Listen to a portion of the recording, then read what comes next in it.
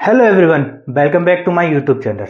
आप सभी को पता ही होगा क्लास 9th की नई बुक आ गई है मैथ मंजरी। ठीक है, जिसे आप एनसीईआरटी के ऑफिशियल पेज से जाके डाउनलोड कर सकते हैं। ठीक है, तो आज हम स्टार्ट करेंगे chapter 1 oriented yourself the use of coordinate, जिसमें आज हम देखेंगे एक्सरसाइज 1.1। ठीक है, तो बिना वक्त बर्बाद किए स्टार्ट करते हैं एक्सरसाइज 1.1 का पहला क्वेश्चन।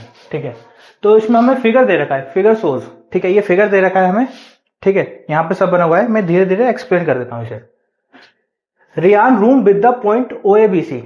तो रियान का जो रूम है वो पॉइंट ओ ए बी सी से दिया हुआ है। ठीक है, मार्किंग इट्स कॉर्नर, तो कॉर्नर इसके मार्क करके हैं। कॉर्नर क्या क्या है?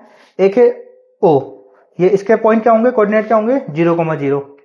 ए दे रखा है, ए के कोऑर्डिनेट क्या है? 12,0। बी के कोऑर्डिनेट क्या है? 12,10। और सी के कोऑर्डिनेट क्या है? 0,10। ठीक है, फिर आगे देखते हैं the X and Y axis mark in the figure.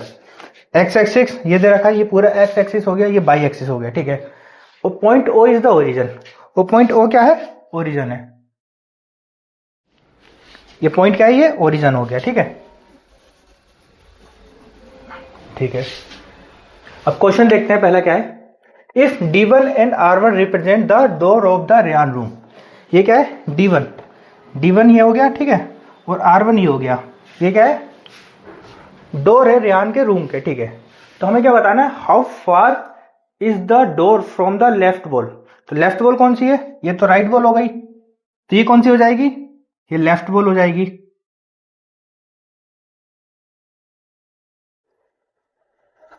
ठीक है,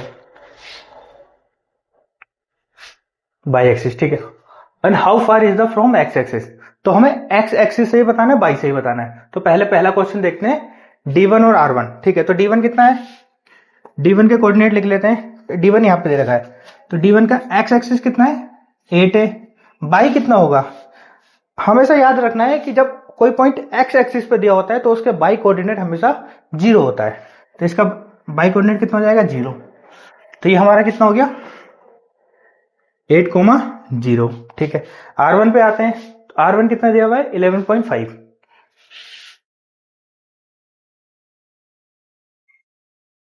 ठीक है, हमने इसके पॉइंट लिख लिए। तो हमें क्या बताना है? How far is the door from the left wall.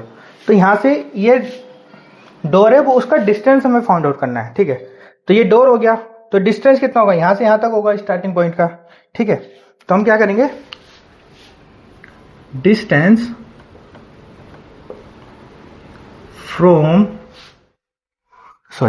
Distance of the door from left wall. ठीक है, तो लेफ्ट वॉल से कितना डिस्टेंस हो जाएगा यहां से यहां तक का? कितना दिया हुआ है? 8 - 0 कितना हो जाएगा? 8 यूनिट। ठीक है, अब हम सेकंड क्वेश्चन देखते हैं। How far from the x axis. X axis ये वाला दिया हुआ है। ठीक है, ये वाला पूरा एक्स एक्सिस है। ठीक है, और ये कितना है? डोर भी यहीं पर है, तो यहां से यहां तक का डिस्टेंस कितना हो जाएगा? 0। ठीक है, तो distance of the door from x axis. ठीक है,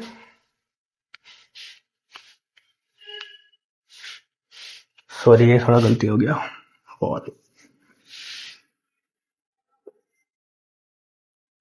एक्स एक्सिस से डिस्टेंस कितना हो जाएगा? 0 यूनिट। ठीक है, यहां तक उतार लेंगे। ठीक है, अब इसका सेकंड पार्ट देखते हैं। But are the coordinates of D1। हमें D1 के कोऑर्डिनेट्स फाइंड आउट करने हैं। ठीक है, तो हमने ऑलरेडी पहले क्वेश्चन में फाइंड आउट कर लिए थे। D1 के कोऑर्डिनेट क्या होंगे? 8,0। तो इसे लिख देते हैं D1 8,0। ठीक है, ये जो साइन होता है ये वाला, ये इक्वल टू का साइन नहीं होता, ये क्या होता है? इक्विवेलेंट का साइन होता है। ठीक है, जैसे हम इसके कोऑर्डिनेट लिख रहे हैं तो तब हम उस टाइम पे लगाते हैं। ठीक है, ठीक है, अब देखते हैं क्वेश्चन 1 का पार्ट 3 क्या है। If R1 is the point 11.5, तो R के कोऑर्डिनेट कितने हैं? 11.5, 0। ठीक है, how wide is the door.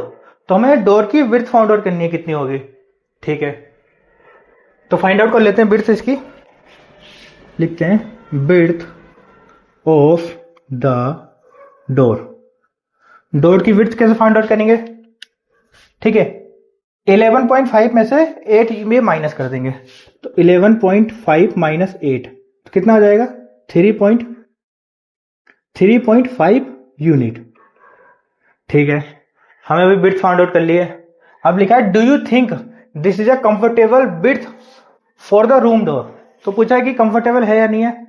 देख लेते हैं किस चीज के लिए कंफर्टेबल पूछ रहा है। हमें कुछ बताया नहीं कि कंफर्टेबल किस चीज के लिए कंफर्टेबल।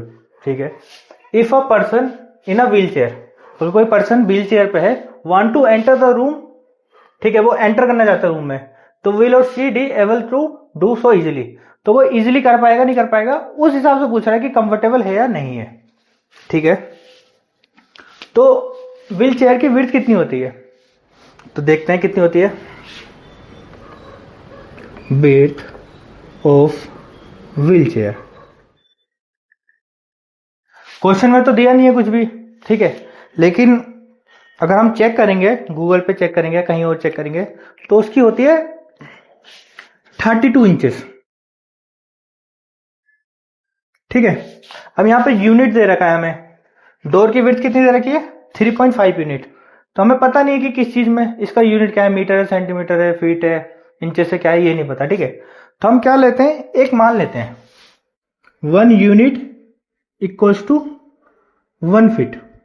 ठीक है, तो 1 फीट इक्वल्स टू कितना होता है? 12 इंचेस।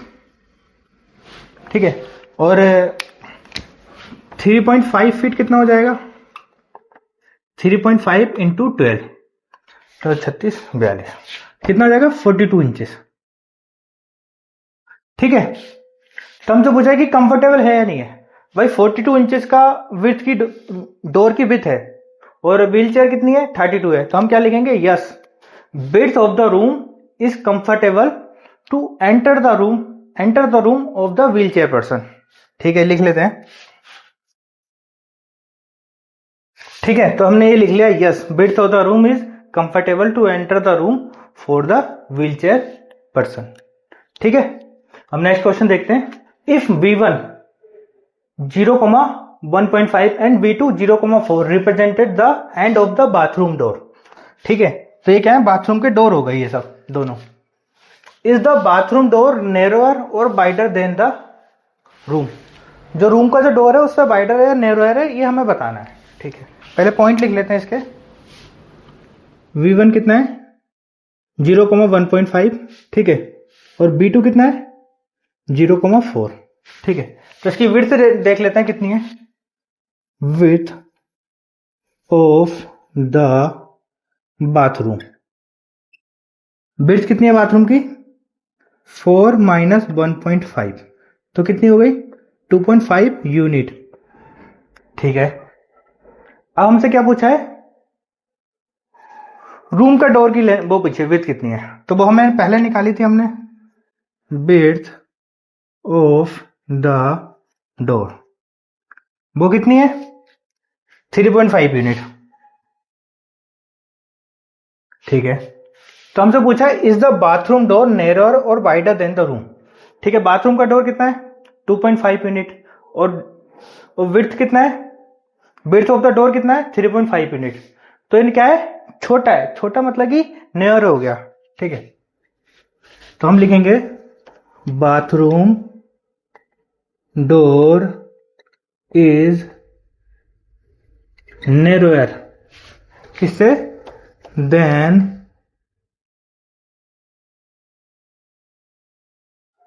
बाथरूम, हाँ ठीक, door is narrower than the room door. ठीक है, the bathroom door is the narrower than the room door.